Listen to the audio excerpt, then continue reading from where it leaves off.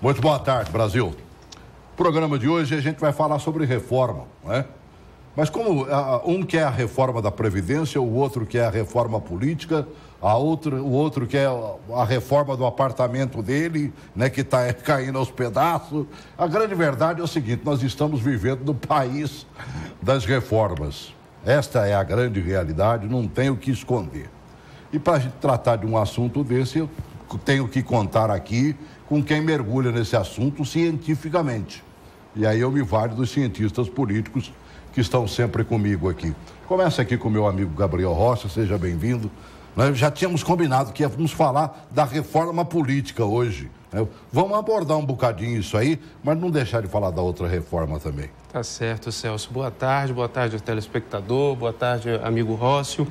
É sempre um prazer enorme para um cientista político falar de reforma política, porque é onde a gente consegue trabalhar ao máximo o conteúdo que a gente estudou a vida toda, né? E de todas as reformas, como você citou, é a mais esperada por qualquer cientista político, seja lá qual resultado ele queira. Mas todos nós temos uma paixão absurda por esse assunto. Eu já estou beirando os 70, né? 7.0. E eu ouço falar em reforma política. Eu era menininho, estava na mamadeira, né? Usava chupeta, já falava em reforma política. É brincadeira isso, né? E ela não acontece nunca. Bote o Rócio, né? Rócio Barreto aí. Boa tarde, Celso. Boa tarde, Gabriel. Que é mais Gabriel. chegadinho na idade também, deve ter ouvido falar isso. Já, eu ouço falar de reforma política todos os dias. Boa tarde, vocês de casa. E por que não fazem? Celso, eu vou repetir aqui o que eu falei anteriormente. Uma reforma política feita por políticos só vai ser reformado o que convém para eles naquele determinado momento. Não existe um ser mais pragmático que o político. Então, ele vai adequar essas reformas às condições de que lhe garanta uma perpetuação no poder ou do grupo dele. Por exemplo, 2015 fez uma mini reforma, aí acabou com financiamento de pessoa jurídica. Isso. A campanha de 2016 já foi menorzinha, porque o empresário não pôde fazer doação pela empresa. E foi doação, de penúria, né? Para todos os candidatos. E foi de penúria. Os parlamentares, os políticos sentiram esse peso daí, essa necessidade de alguém estar pagando as contas da campanha dele. Então, nesse momento, eles já pensam em criar um fundão, um financiamento público de campanha, que não vai ser um financiamento público de forma igualitária para todos os candidatos. O partido que vai receber, exatamente, o partido que vai receber a quantidade específica e dividir da forma que ele achar adequadamente. E vai ser proporcional ao número de deputados que cada partido tem hoje no Congresso. Então seria da seguinte forma: você financiar uma campanha política para quem já tem, para quem já garantiu lá os votos como deputado federal e garantiu um pouco mais. O dinheiro vai todinho praticamente para PT, PMDB, PSDB. Exato, né? E o PSD... Sobrou um tiquinho, vai pro DEM, vai pro PSB, vai... Os pequenos partidos a cada dia vai sumir mais. Os outros 30 vão ficar morrendo de fome. Vão ficar a ver navios. Brincadeira. Então, por isso que não acontece uma reforma política. Gabriel, por que o governo Temer só pensa naquilo? Quer dizer, previdência, né? Ele está tentando recompor a base política dele, né? E ele só fala inicialmente na reforma da Previdência. Bem, Celso. E ele sabe que ele vai ter que pagar caro se ele quiser fazer essa reforma. Bem, Celso, a política econômica do país, ela depende hoje, no modelo apresentado pelo presidente Temer, da aprovação da reforma da Previdência, né? O modelo superavitário que ele quer trazer, que aliás não é nenhum superávit de fato, né? Não. É para diminuir o déficit, né? Depende da aprovação da reforma da Previdência. E isso vai sinalizar ao mercado financeiro, sinalizar aos investidores estrangeiros que o Brasil está preparado para essa mudança no rumo da política econômica de fato, né? Já teve uma boa movimentação do mercado financeiro que apoia essas medidas, como já teve a reforma trabalhista, mas a reforma da Previdência sinaliza um início de desatar alguns nós, algumas dificuldades do custo Brasil. Então, o presidente Temer acha muito mais relevante para ele tratar da reforma da Previdência do que a política, né? E, de fato, para a agenda econômica do país é muito mais relevante mesmo. Está pensando na grana, né? Porque ou quebra, né? Exatamente. Então, talvez seja pelo fato do presidente Temer ser o presidente menos popular da nossa história, que ele não esteja tão preocupado com a possibilidade de reeleição dele. É verdade. Que talvez seja um sonho mais distante. Então, a reforma política se torna, pessoalmente, para o presidente Temer, menos relevante.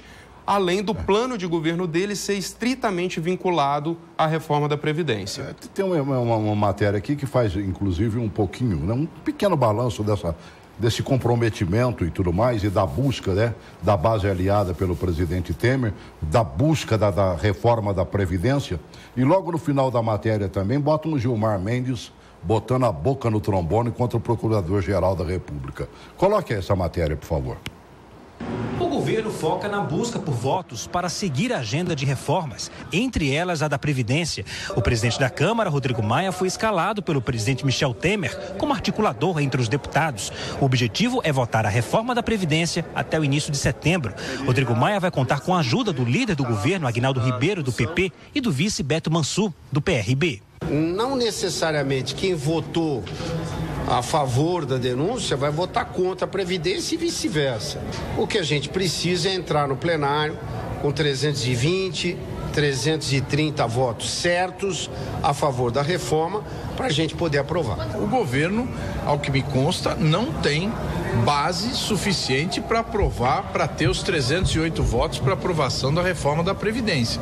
Os deputados estão muito pressionados nas suas bases e tendem a vir aqui e votar contrariamente a essa reforma.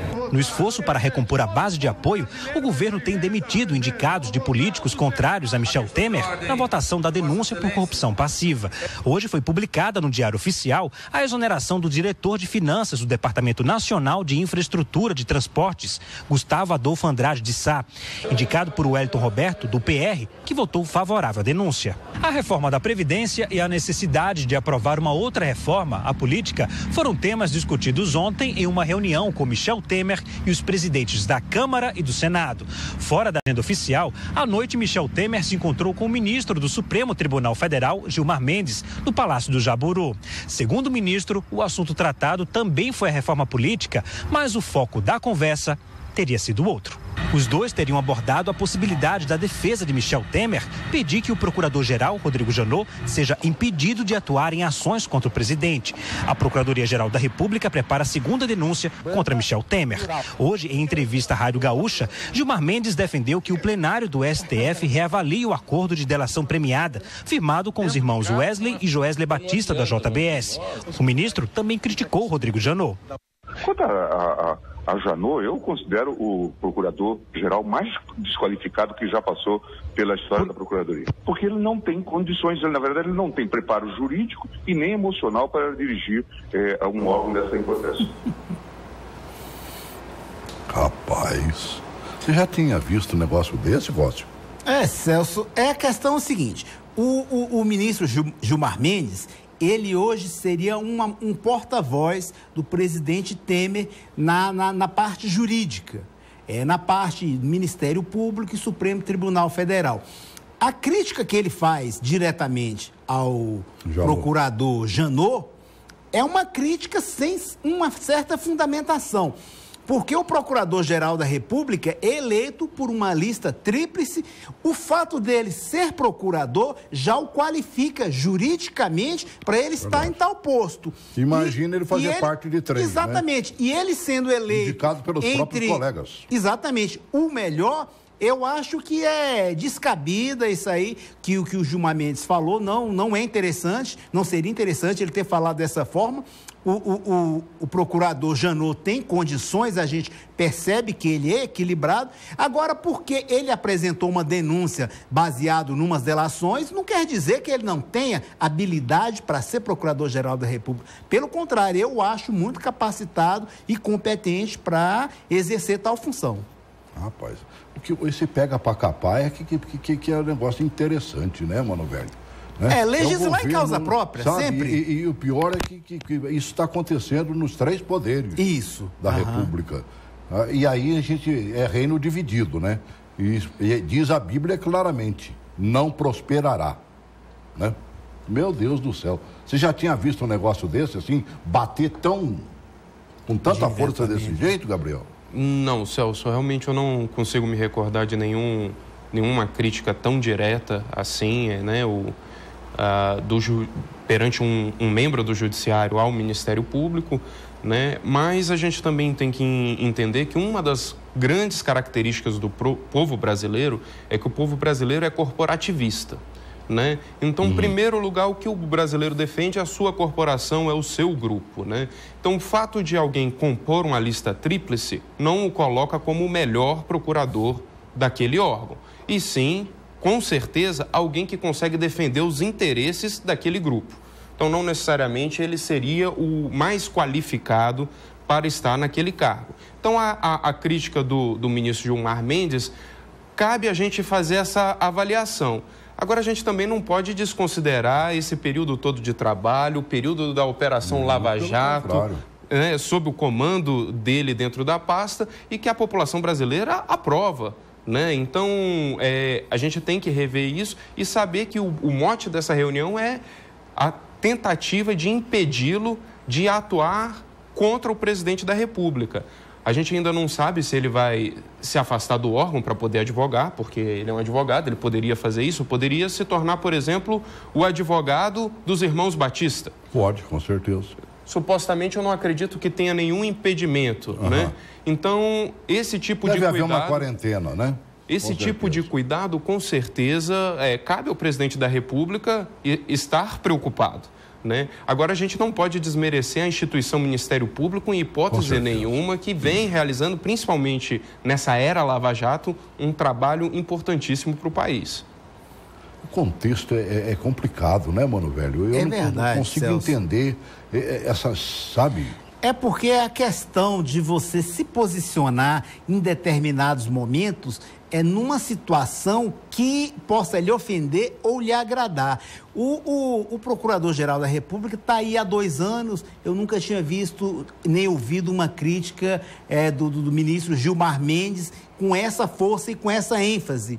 Há 2 anos ele está aí, eu não vi o ministro Gilmar Mendes falar alguma coisa dele. No momento em que ele apresenta uma denúncia contra o presidente, firmemente, vai apresentar uma outra denúncia antes da sua saída, ele começa a ser desqualificado. Então, eu vejo que há um jogo de interesses aí, cada qual pendendo e puxando a brasa para a sua espécie do seu churrasco ali, puxando a sua brasa para assar o seu churrasco. Então, cada qual vai falar e defender suas opiniões de acordo com o que lhe agrada nesse momento. Então, a gente vê, ontem, em uma entrevista com relação à reforma política, perguntaram ao ministro Gilmar Mendes o que ele acharia que era prioritário e seria aprovado nessa reforma política agora em 2017. Ele não quis falar que o presidente defende o voto distritão, defende o fundo constitucional, e ele chegou até a falar em parlamentarismo, né? Mas o Gilmar Mendes falou que tinha condições de chamar juristas, cientistas políticos e outras pessoas para defender o melhor modelo para ser apresentado já nesse ano, a valer, a contar das eleições do ano que vem. Então, a gente percebe que o Gilmar Mendes está muito ligado com o presidente Temer. Há prazo para isso? Não, Celso, a contar de hoje 1 mês e meio. 1 mês e meio para discutir, não há prazo, mas existe coisas que já vem pronta. Acordado com os líderes ali, chega para o plenário apenas para votar sim ou não, isso vai, isso não vai, sem fazer nenhum destaque, sem fazer nenhuma emenda, aquele projeto ali. Eu creio, na minha opinião, que vai ser aprovado uma mini reforma, semelhante à de 2015 ou ainda menor, garantindo que o fundo constitucional seja aprovado, o fim das coligações proporcionais seja aprovado nesse momento. Duas coisas que eu acho que será aprovado nessa de 2017. O que acontece se esses 2 casos forem aprovados aí? Bem, o fim da coligação, o impacto imediato é que some aquele termo pejorativo que foi criado da legenda de aluguel, né? A gente tem 35 partidos no país e alguns deles ainda não se colocaram a disputar efetivamente a cargos em determinados estados. Então, nesses estados, normalmente eles negociariam o seu tempo de televisão, basicamente anterior à mini-reforma, e agora com o financiamento público também, em parte, com o recurso para o financiamento de campanha.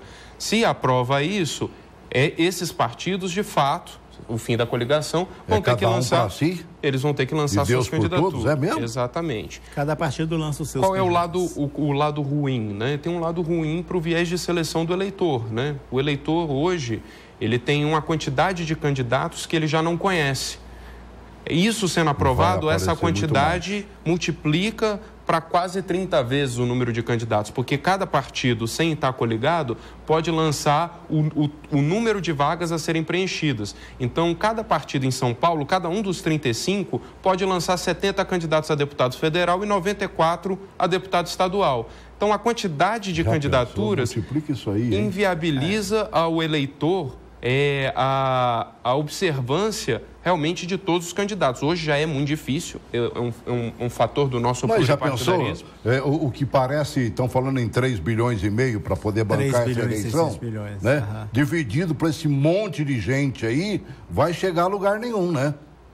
Vai faltar dinheiro, com certeza. Celso, e com relação a esse fundo partidário, vai beneficiar o núcleo duro de cada partido. Por exemplo, o partido tem uma simpatia por alguns candidatos em detrimento de outros. Eles serão beneficiados.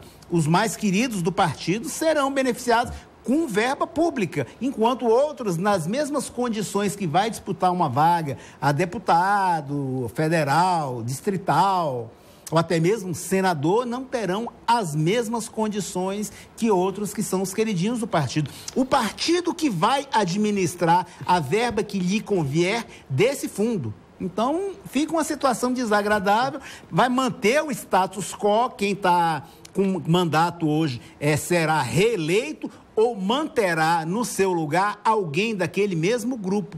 E vai ser um congresso da mesma forma. Aí é onde eu venho e discordo para você, que o parlamentarismo, nesse momento, como defendeu o presidente Temer para a Rádio Band News, eu acho que poderia ser pensado o parlamentarismo para esse ano. Um congresso como esse, um parlamento como esse, eleger um primeiro-ministro, seria a mesma coisa de fazer uma eleição indireta nesse momento e colocar quem eles quiserem. Também. Da mesma forma. Não haverá representação nenhuma. Agora, onde é que nós vamos chegar com essa história toda, hein? Eu fico tentando imaginar. Nós estamos num beco sem saída. Sempre. A prova está aí.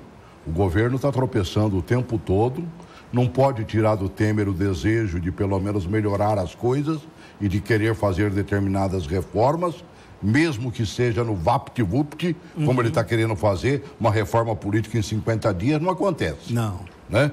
Então vai ser uma mini-reforma realmente. Uma reforma da Previdência nesse momento, que ele tem que negociar, e a grana acabou agora, nessa votação última do Congresso, né? Já não sobrou quase nada para fazer graça, mano, velho. Vai ser difícil, não vai não? Com certeza, Celso. A situação de negociação no país está mudando bastante, né? A gente está num momento de reequilíbrio de forças, né? Os sindicatos, com a reforma trabalhista, como a gente tratou no programa passado, estão tendo que se readequar às novas contas, né? Porque estão desesperados pedindo para mudar a história, né? E sempre foi um fator... Quem acostumou mamar uma mamadeira inteira a cada minuto, né? Pegar um terço e olha lá, se é um terço. Vai faltar. E no momento desse, da discussão da reforma da Previdência, o contraponto ao governo natural era da gente esperar a movimentação dos sindicatos. Quem deveria estar verdadeiramente como representação da sociedade, não do parlamento, seriam os sindicatos, que são vinculados às categorias dos trabalhadores, né? E nesse momento eles acabaram sendo desarticulados. Não sei se foi estratégico do governo tentar aprovar a reforma trabalhista para desarticular os sindicatos para tentar passar da Previdência. O fato é que a agenda do presidente Temer consiste nessa aprovação. E lembrando que a reforma da Previdência que a gente tem lá no Congresso agora, ela é uma parte do que é a real necessidade da reforma da Previdência, né? Porque nós temos 3 grandes grupos de Previdência, né? Você tem a Previdência Geral dos servidores públicos e dos militares. E a gente está falando basicamente só da reforma dos servidores gerais, do CLT mesmo, do CLT, do trabalhador da carteira assinada. Quando for mexer nas previdências... Que é outra categoria que estão querendo acabar com ela também, né? Essas contratações que já autorizaram aí, até o CLT, né, Manoel? É verdade, Celso. Então, se a gente for mexer, ainda teria que mexer dos servidores públicos, que é uma conta muito mais difícil de fechar, né? Porque o servidor público, ele não tem o teto da previdência deles, né? Se bem que agora vai começar a ter essa migração, já começou, mas ainda temos os resquícios dos servidores públicos anteriores. E depois ainda, se pretender seguir esse caminho para o ajuste econômico, vai ter que mexer também com a dos militares. E se for mexer com a dos militares, a conta começa a ficar, para a população, muito difícil, né? Porque quando mexe na dos militares, não é só do Exército, Marinha e Aeronáutica, também são das polícias militares, do Corpo de Bombeiro, que são categorias que tradicionalmente têm aposentadorias especiais, aposentam mais cedo pela natureza do seu trabalho, e é um volume grande dentro do país, né? Talvez o Ministério da Defesa seja o maior empregador do país, né? O que eu fico olhando é o seguinte, Rócio, está acontecendo uma CPI discutindo a Previdência do Brasil, dentro do Senado. Paulo Paim está lá presidindo e tudo mais, por iniciativa basicamente dele, começou essa CPI. Eu assisti no mínimo 5 telejornais de ontem à noite para hoje. Sabe quantos falaram? Nenhum. Não, tem um que falou porque é televisão de trabalhador, mano. É a TV. Não, porque eu passei pelos outros 4, assisti Jornal da Cultura, assisti TV Brasil, Repórter Brasil, ontem assisti Jornal Nacional, né? Vi Jornal da Gazeta, vi mais 1 ou 2 ali, e aí não vi nada. Falei, mas puxa, teve uma reunião. Falei, pô, vai lá para a TV do Trabalhador, né? Ela pode ser esquerdista ao extremo, mas que bom que ela seja. Tem que haver direita e esquerda de verdade. Não pode ter falsos, né? E ela mostra que ela não é falsa, pelo menos. E aí fui lá e achei a matéria, quer ver? Aí ela desmente, inclusive, essa história de quebradeira. Coloque aí, por favor. O relatório dos 3 primeiros meses da CPI da Previdência no Senado Federal mostra um superávit nas contas do setor. Segundo especialistas, a desculpa para uma reforma no sistema de aposentadoria dos brasileiros vem de manobras contábeis praticadas pelo próprio Poder Executivo, por meio da Lei de Diretrizes Orçamentárias, a DRU, que permite o remanejamento de verbas da Seguridade Social para outras áreas. Apenas em 2017, nós vamos ter cerca de 110 bilhões de reais retirados da Seguridade Social que acabam voltando sob a forma daquilo que o governo chama de déficit. Então, falar em déficit na Seguridade Social, sem levar em consideração essa maquiagem contábil, é muito complicado. Pior do que isso, quando o governo prevê os mecanismos de incentivo que dá a certos setores por meio de redução de tributos, incentivos fiscais, benefícios fiscais, isso acaba causando uma perda de arrecadação que afeta a Previdência Social, que afeta a Seguridade Social como um todo, e são volumes muito expressivos. São mais de 150 bilhões de reais por ano. Na audiência desta segunda-feira, o presidente do Sindicato Nacional dos Auditores Fiscais, Carlos Silva, lembrou que o Palácio do Planalto, ao mesmo tempo em que afirma haver rombo nas contas, edita medidas provisórias e corre para aprovar leis que permitem a recuperação fiscal de grandes devedores. O refis, que deve ser votado nesta semana na Câmara e que pode perdoar até 99% das dívidas. Deixa aí de maneira escandalosa a conduta pró-empresário contra empregado, contra trabalhador, contra a proteção social. Então nós, auditores fiscais do trabalho, somos contra a reforma da Previdência porque ela não representa um olhar amplo e um olhar universal. Ela representa um olhar dirigido ao mercado financeiro, especialmente no caso da reforma da Previdência, ao mercado da Previdência privada. A pedido do senador Paulo Paim, a CPI foi estendida. Serão mais 4 meses com o objetivo de debater as práticas de gestão da Previdência.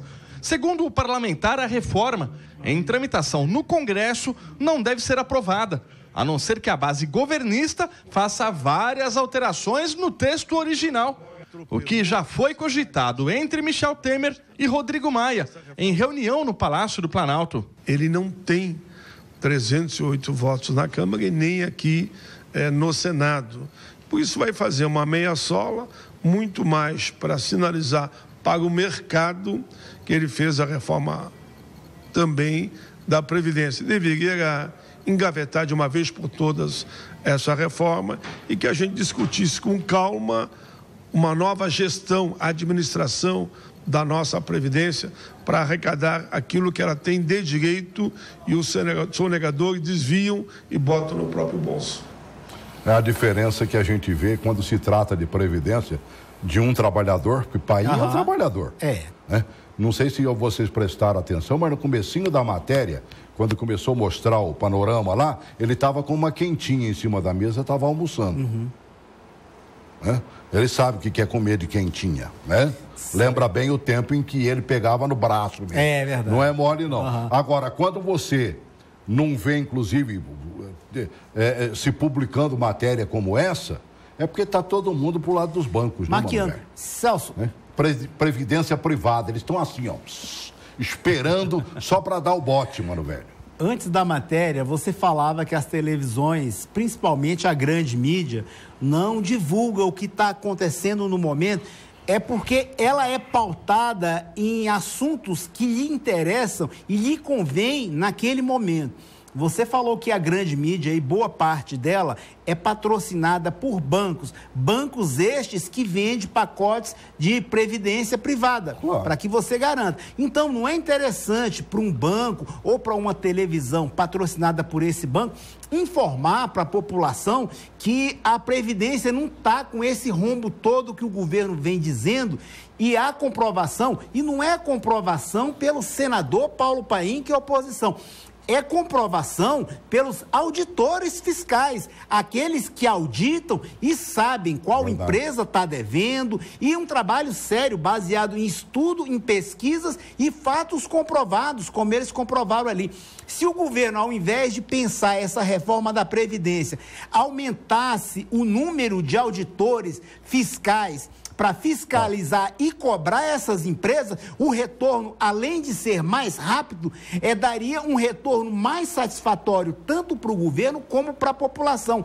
Uma coisa, Celso, você falou da mídia, eu gosto de vir ao seu programa porque eu me sinto à vontade de falar da forma que eu sei e do que eu gosto de falar e de forma livre. Você me dá essa liberdade, diferentemente de outras televisões que não permite a gente discutir determinados assuntos.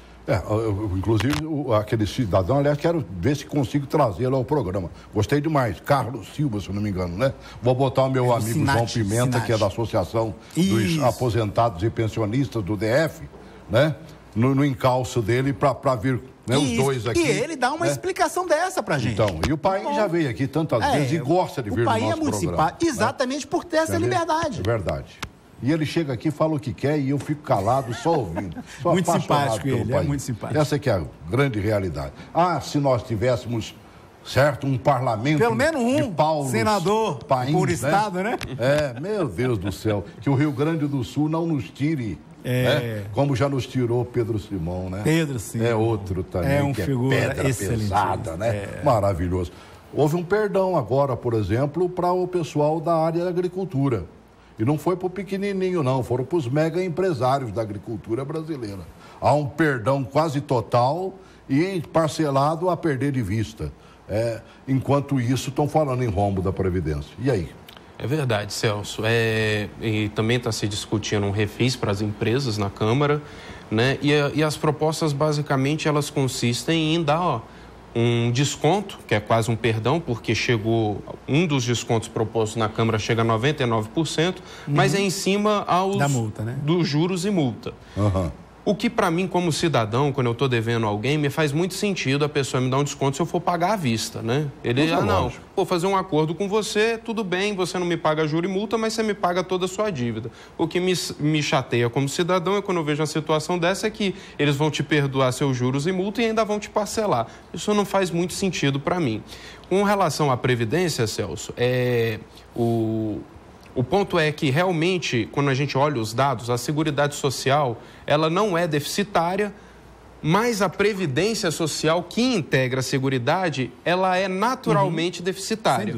Como qualquer previdência pública, ela tende a ser deficitária. Então, eu advogo a favor da reforma da Previdência, mesmo não entendendo bem dos números, porque a natureza da Previdência pública é se tornar deficitária. Tem. Isso a gente sabe que tem. O ponto é que o contra-argumento que se trata é que fala que, assim, por causa dos interesses dos bancos, que não se noticia, e de fato realmente tem um grande interesse. Por exemplo, nos Estados Unidos, o mercado de previdência privada chega a 8% do PIB deles. E aqui no Brasil é incipiente. Então, realmente, temos um mercado gigantesco. Não nos ensinaram isso, né? Aberto. Tem um mercado gigantesco para crescer o país. Mas imagina se a gente tem esse mercado. Privada, muito pelo contrário. Ela deveria chegar junto, né? Eu não me lembro quem é que esteve aqui comigo falando sobre Previdência e que citou 3 lugares diferentes, né, de como é cobrado. Então, o governo, a previdência do governo, né, ele citou num determinado país, é pequenininha.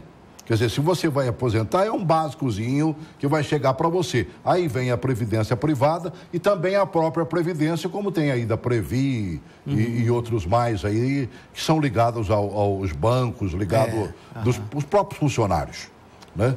Então, poxa, você acaba tendo uma... Faz parte do plano de carreira dos funcionários fora do nosso país, né? Que o cara tem uma parte de contribuição que a empresa também o ajuda, né? Não é tão alto quanto aqui no Brasil, porque realmente as empresas aqui dão o dobro, né? Então, você dá R$100 para o Fundo de Previdência do Banco do Brasil, o Banco do Brasil dá mais 100. Então, quer dizer, o banco, esses escândalos que teve no Fundo de Previdência são mais absurdos do que a gente vê, porque já garantiu para o trabalhador 100% de lucro e mesmo assim deu prejuízo. Eu não sei como é que é possível fechar essa conta. Como consegue fazer um negócio desse. Eu acho muito complicado fechar essa conta, mas eu acho que é bom você trazer um economista, o pessoal do Senat, realmente para discutir os meandros dessa conta. Mas como cientista social, eu vejo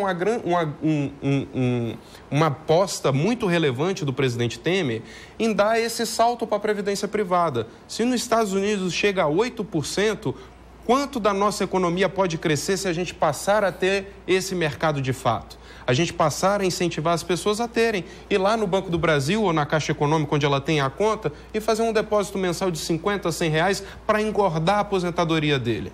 Agora, a gente percebe o seguinte, ó, lá dentro do próprio Congresso, eles não estão nem aí para votar essa Previdência de imediato. Né? Os partidos que apoiaram o presidente Temer, né, que disseram não à continuidade lá do processo do Temer, né, e pelo menos no momento, eles estão cobrando a conta.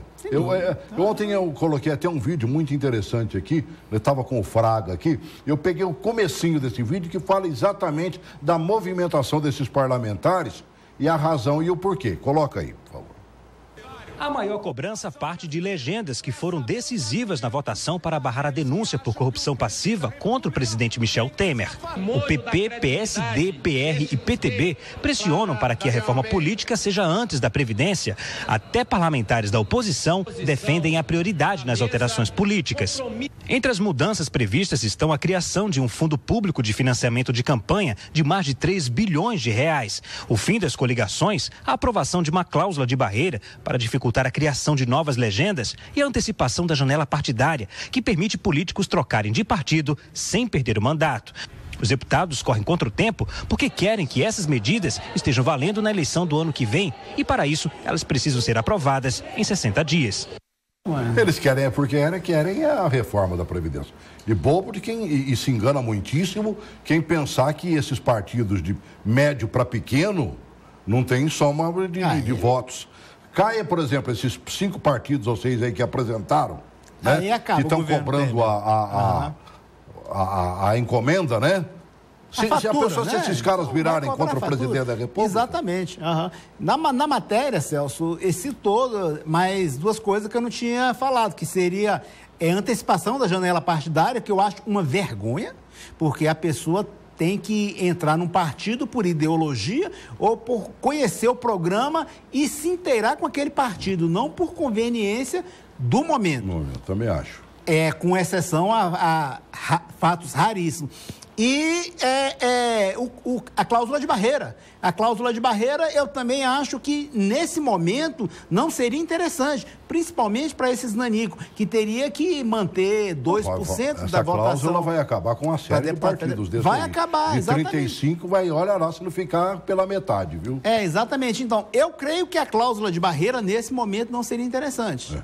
Não seria interessante. Eles vão ter que... O que é a cláusula de barreira? É a amostra de votos, não é isso? Exatamente. Eles têm que somar X votos, porque senão o partido já não existe mais. E um número X de estados para dizer que o partido existe definitivamente. Para dizer que não é uma legenda para receber somente fundo partidário e para alugar o seu tempo de televisão em época das eleições. É mais ou menos isso. Uma coisa que está me chamando muita atenção, e eu particularmente não me aprofundei nesse assunto da reforma política, certo? Eu ouço o que vocês falam para mim aqui, mas eu estou ouvindo essa palavra distritão. O que é isso? Celso, é muito simples. O distritão você vai pegar a eleição para deputado federal e para deputado estadual e vai garantir que os mais votados vão sentar na cadeira. Eles vão tirar o cálculo da proporcionalidade para as sobras da eleição. Ou seja, os mais votados vão estar lá. Então, aqui no caso do Distrito Federal, os 8 mais votados assumiriam. Né? No caso específico, por exemplo, dos nossos deputados federais, nós teríamos uma mudança lá de no mínimo 4 cadeiras.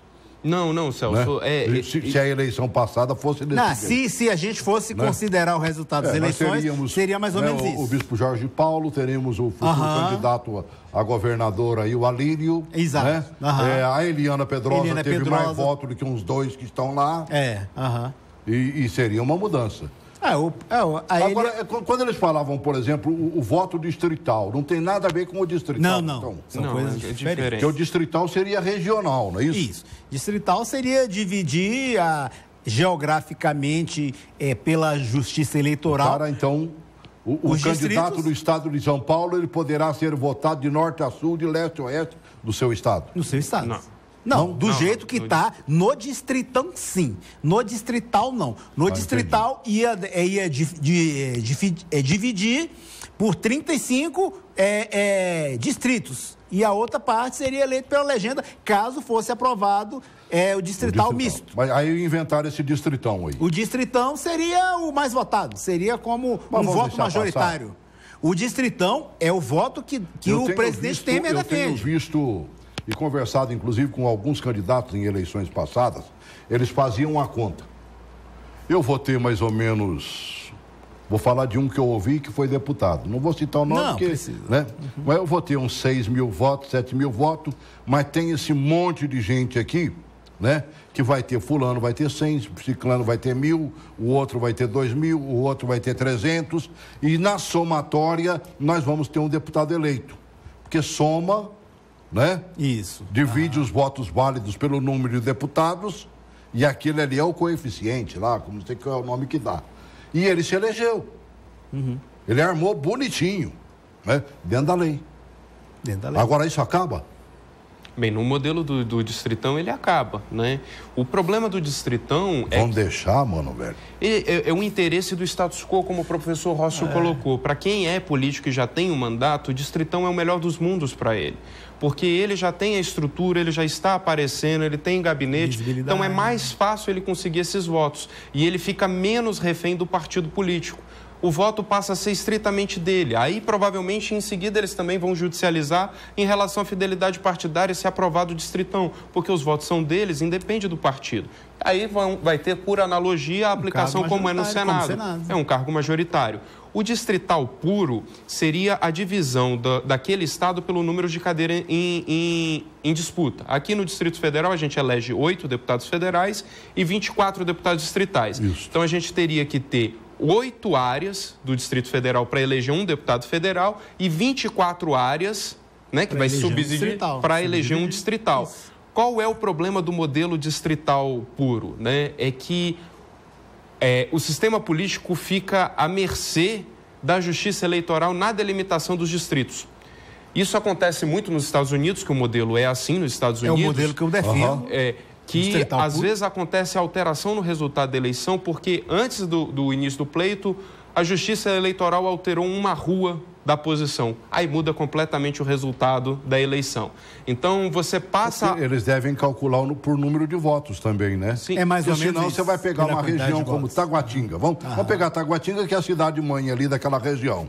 Né? De Taguatinga surgiu Ceilândia, que é hoje a maior cidade do Distrito Federal. Surgiu Samambaia, surgiu Recanto, né? E aqueles setores em volta todinho ali. Mais da metade da população eleitora do Distrito Federal, se não 70%, está naquela região ali. Com certeza, Celso. E isso tem que pensar em todas as distorções que isso pode gerar. Isso vai gerar um trabalho hercúleo para a Justiça Eleitoral.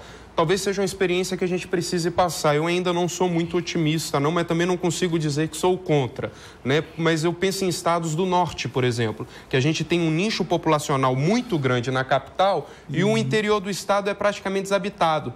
Então, você pega estados por exemplo, no Acre, o Acre você tem praticamente 80% a 90% da população em Rio Branco.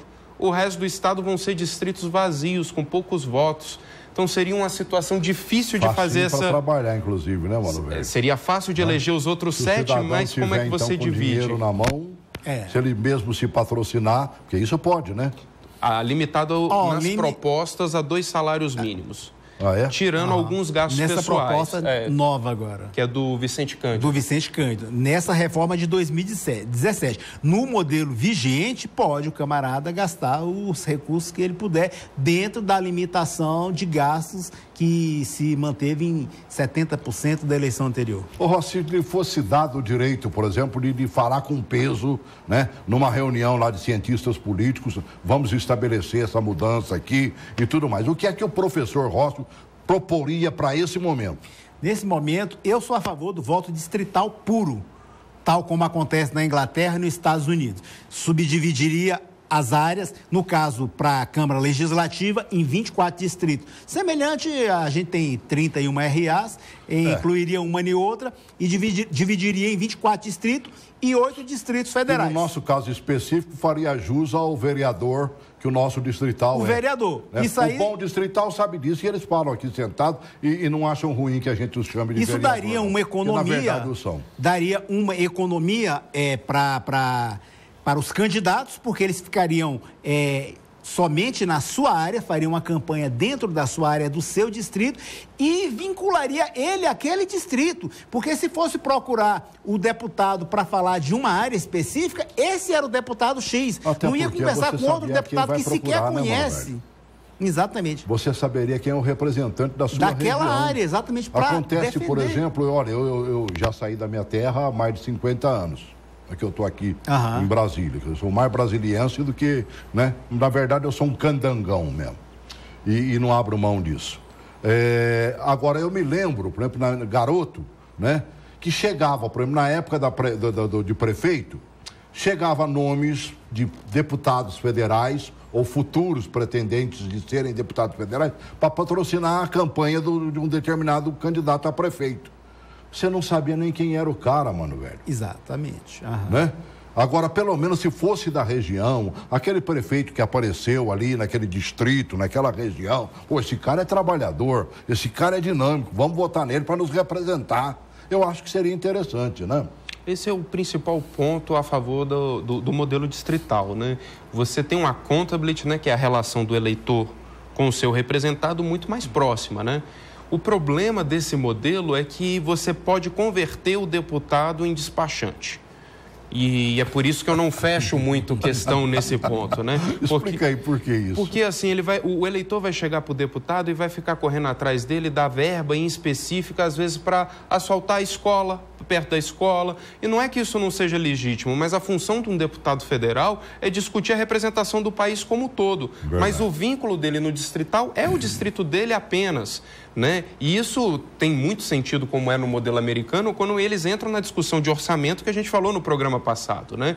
Se eles vão reduzir o orçamento de uma área, como, por exemplo, saúde, então Então, vai reunir todos os deputados defendendo seus distritos para ver aonde vai se fechar posto de saúde. Aí eles se matam lá por causa disso. Lógico, aqui no Brasil, como a gente não discute orçamento, né, eu acho que fica um modelo complicado. O que eu sugeriria, Celso, na mesma forma que você perguntou para o Rócio, eu tenho uma proposta um pouco mais megalomaníaca que está um pouco fora do escopo.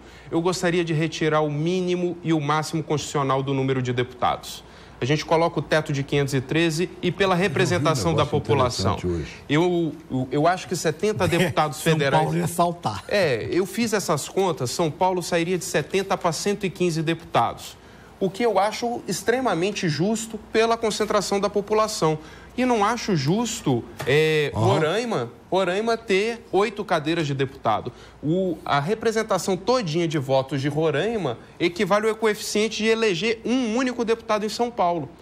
E eu acho que a população precisa desse vínculo, saber que ali é um representante do povo e não do Estado. Isso me incomoda bastante, porque a gente trata o deputado pelo Estado e não como representante da população brasileira. Eu acho que essa cobrança tinha que vir para o senador representando o Estado. Ele é que tem que ter esse vínculo de saber qual é o problema daquele lugar e não da população brasileira. Tanto é que ele disputa uma eleição majoritária dentro do seu próprio Estado. Exatamente. Né?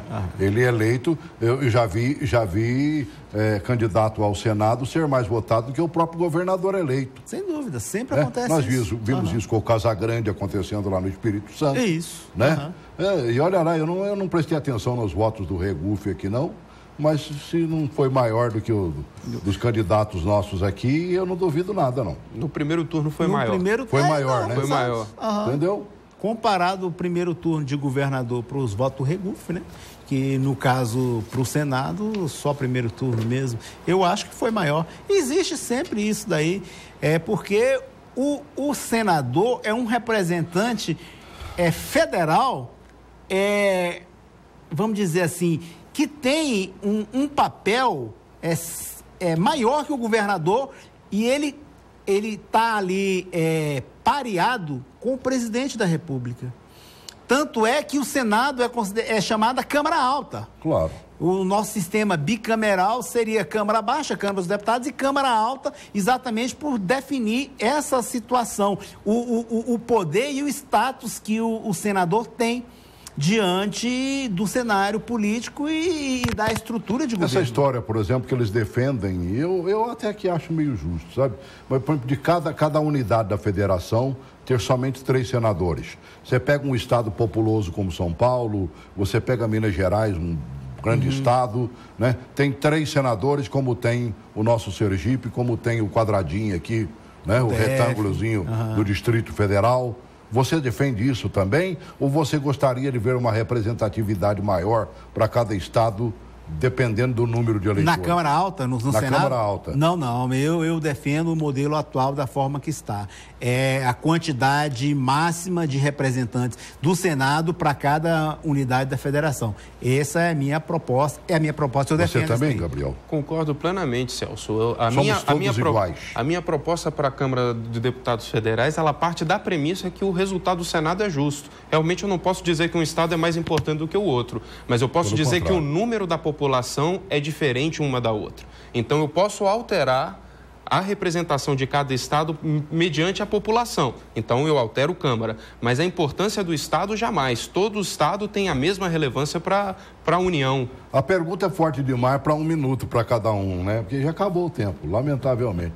Mas você acredita que vai acontecer mudança já para essa próxima, Mônica? Para essa próxima, como eu falei, é o fim das coligações e o financiamento público de campanha no orçamento de 3 bilhões e meio daí em diante. Essa é a minha opinião nesse momento. E você vê que tipo de mudança? Todos os sinais nos indicam que vai ser isso, vai ser o distritão, porque é fácil dar um respaldo à população, a população vai passar a entender o sistema eleitoral. É uma das coisas que eu mais fico injuriado, eu não acerto uma, mano, velho. Voto consciente. Eu sou eleitor que eu sei em quem voto, né? Eu votei em Aureliano Chaves, eu votei em Ulisses Guimarães, né? Eu vejo quem é que realmente dá a vida pela nação brasileira. Agora, deputados, por exemplo, dos que eu votei pesadamente mesmo, e tal, não foram eleitos. né? Por quê? Por causa dessa tal de coligação aí que pega o mais votado lá na frente e você acabou votando num e elegendo o outro. Senadores, então, lembra daquela história? Exato. Que antigamente não era como agora, majoritário, né? Somava voto ali. Exatamente. Né? Então, eu votei no Lindbergh, por exemplo, elegi o Meira Filho. Né? Nada contra, o radialista do princípio de Brasília. Lamentavelmente, não fez muita coisa como senador da República. Né? E foi eleito com o jargão da pena de morte. É verdade. É verdade. E a ideia do fundo deve ser passada também, porque hoje se tornou inviável fazer campanha com o orçamento que se tem sendo público. Então, eles precisam criar uma fonte de receita, provavelmente com recurso público. Eu inclusive, teve uma matéria que eu gostaria de ter colocado hoje, né? Que é o final da farmácia popular. Eu acho isso, eu vou usar o termo que eu disse para os meus colegas ali, é uma sacanagem um negócio desse, para com o trabalhador brasileiro e principalmente para o próprio governo. Porque você evita o cidadão hipertenso de ganhar um remedinho para hipertensão ou comprá-lo baratinho, você vai aumentar a fila dos hospitais, com certeza. Diabetes, que é meu caso, e hipertensão também, a mesma coisa. E vai por aí. É um negócio, sabe? Mas vou deixar isso para debater daqui 2 dias. Vou receber um pessoal da esquerda aqui, né? E coloco esse assunto aqui.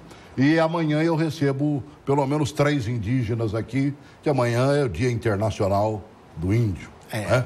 Tá bem? Obrigado por ter vindo, Rossi. Obrigado, Gabriel, mais uma vez. Obrigado, não mergulhamos como devia na reforma, né? Vamos ter tempo. Faremos isso aí, vamos dar continuidade, com certeza. Um grande abraço.